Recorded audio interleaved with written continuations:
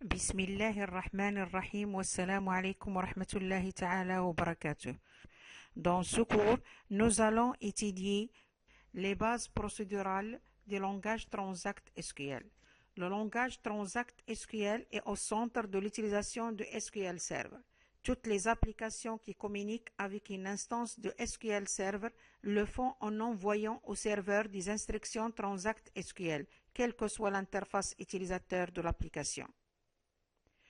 Le Transact SQL ou encore Transact Structured Query Language est un langage de communication avec une base de données relationnelle SQL Server.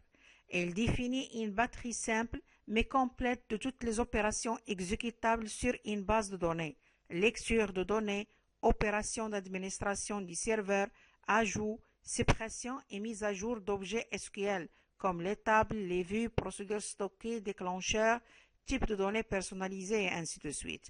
Ce langage est composé d'instructions réparties dans 3 catégories distinctes. Le DML, ça veut dire Data Modification Language, soit le langage de manipulation de données.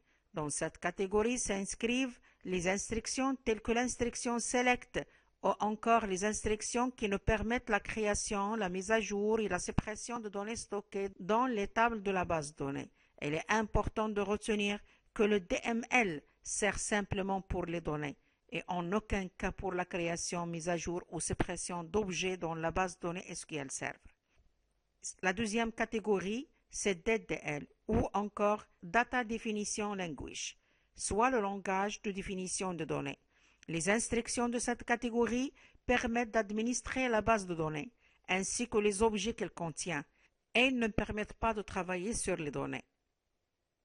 La troisième catégorie est DCL. Ça veut dire Data Control Language, soit le langage de contrôle d'accès. Cette catégorie d'instructions nous permet de gérer les accès, autorisations aux données, aux objets SQL, aux transactions et aux configurations générales de la base de données. Ces 3 catégories combinées permettent que le langage Transact SQL prenne en compte des fonctionnalités arithmétiques et admettre la programmation. Le Transact SQL est non seulement un langage de requêtage, mais aussi un vrai langage de programmation à part entière.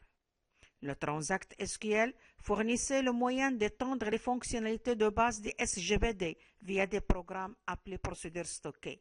Le code source compilé est en effet stocké dans la base de données par opposition au programme écrit en langage de programmation classique, dont le code source d'une part, le code compilé d'autre part sont stockés dans des fichiers du système de fichiers.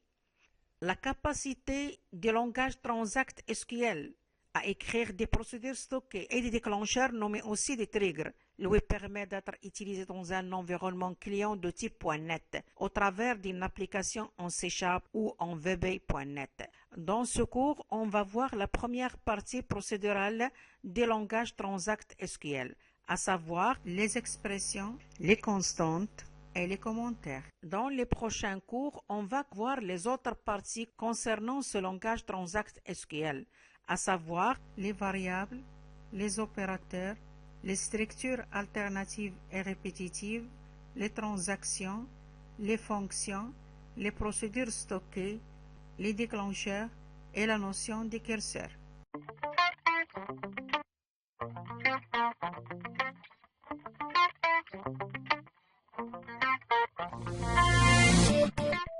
Dans le Transact SQL, nous pouvons utiliser des expressions permettant de mettre en œuvre l'aspect algorithmique du langage.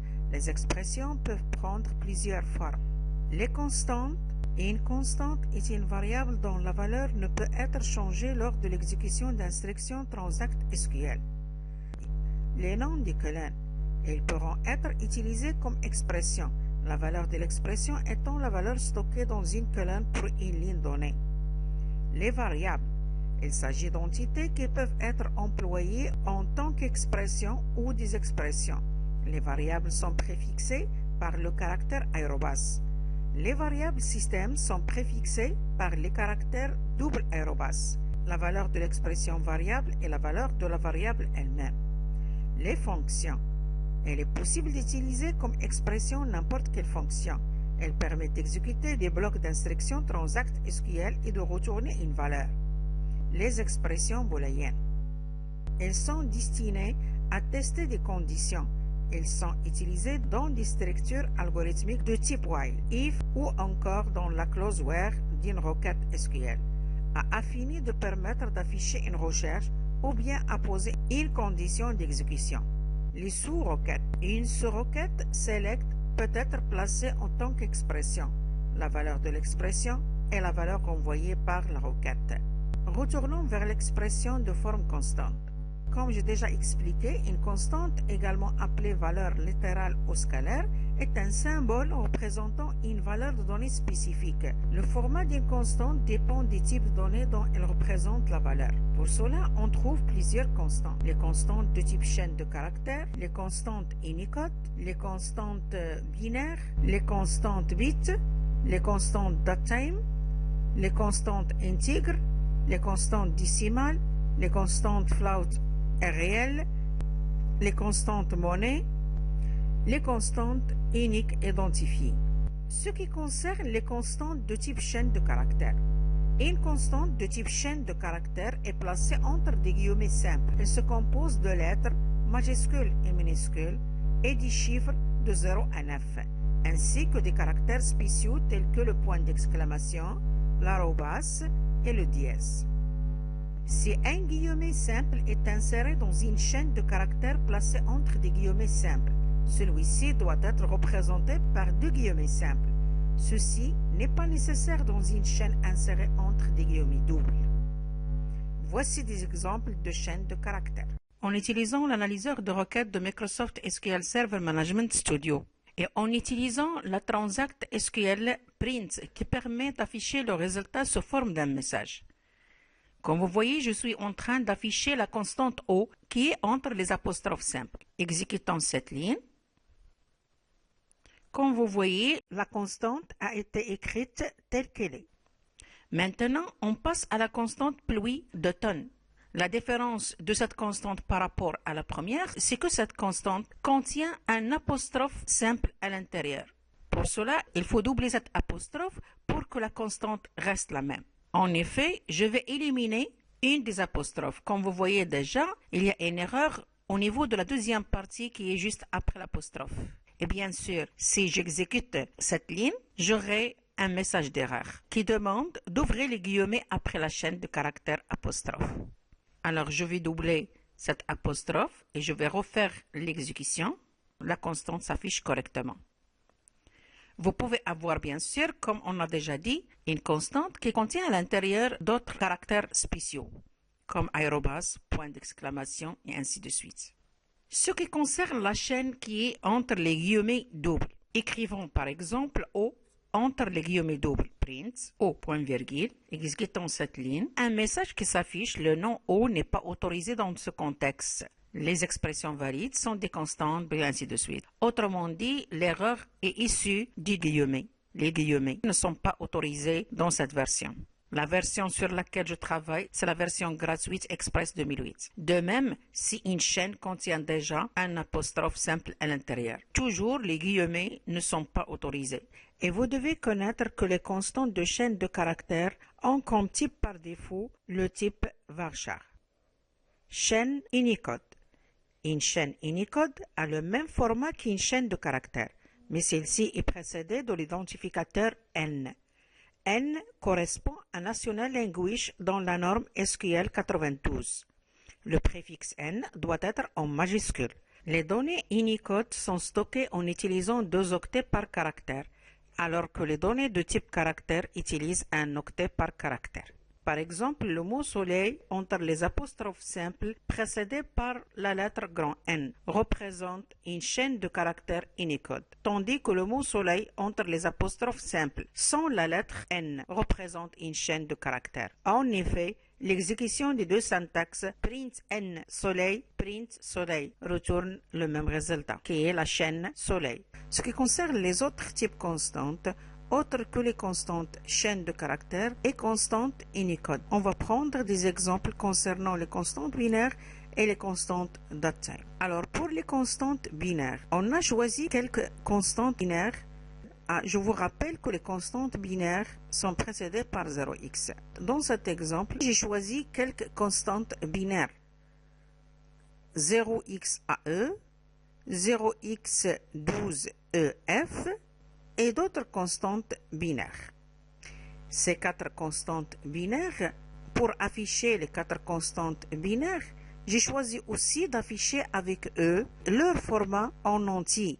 C'est pour cela que j'ai utilisé la fonction qui permet de convertir la constante binaire en entier en utilisant asInt. Remarquons pour la dernière constante binaire choisie ici qui est 0x, signifie que la chaîne binaire est vide. Faisant l'exécution de cette requête, vous allez remarquer que le résultat n'est autre qu'un tableau contenant deux colonnes.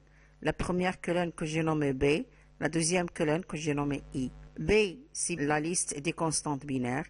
I, c'est leur conversion en entier. Ce qui concerne l'exemple que j'ai choisi pour les constantes datetime, j'ai choisi trois constantes de date. En même temps, j'ai essayé d'afficher ces constantes date ainsi les valeurs issues de leur conversion en type datetime en utilisant la fonction de conversion cast et le type datetime. Remarquons aussi que dans cet exemple, j'ai utilisé deux autres constantes datetime exactement de type time, ça veut dire R. Faisant l'exécution de ce code, le tableau résultat nous donne les deux colonnes. La première colonne, c'est les valeurs des constantes datetime. La deuxième colonne, c'est les valeurs correspondantes en type datetime. Autre que les constantes binaires et les constantes date, voici un exemple qui concerne les constantes réelles.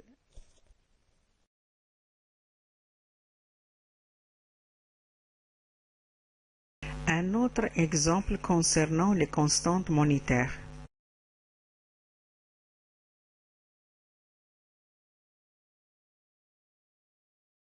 Et le dernier exemple concerne les constantes uniques identifiées.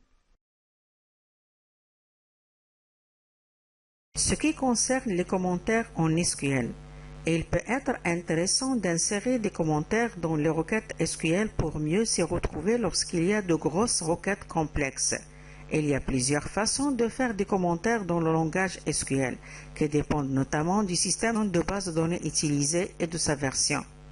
Exemple des versions de SGBD SQL, le SQL Server, PostgreSQL, MySQL, SQLite. Dans cette vidéo, on s'intéresse à la version SQL Server.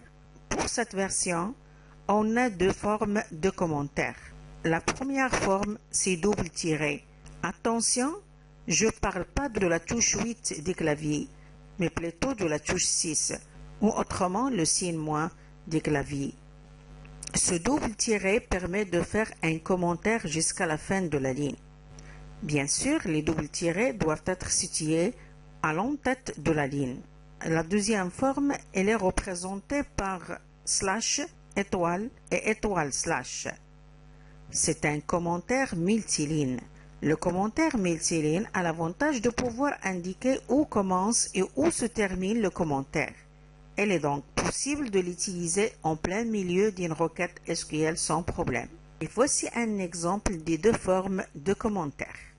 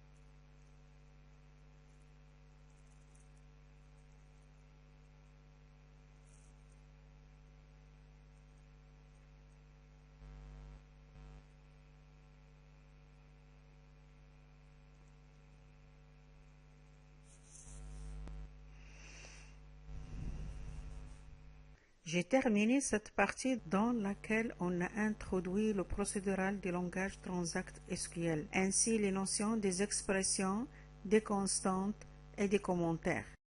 Dans le prochain cours, on va voir ensemble la notion des variables. Merci de votre visite et à bientôt. Wassalamu alaikum wa rahmatullahi ta'ala wa barakatuh.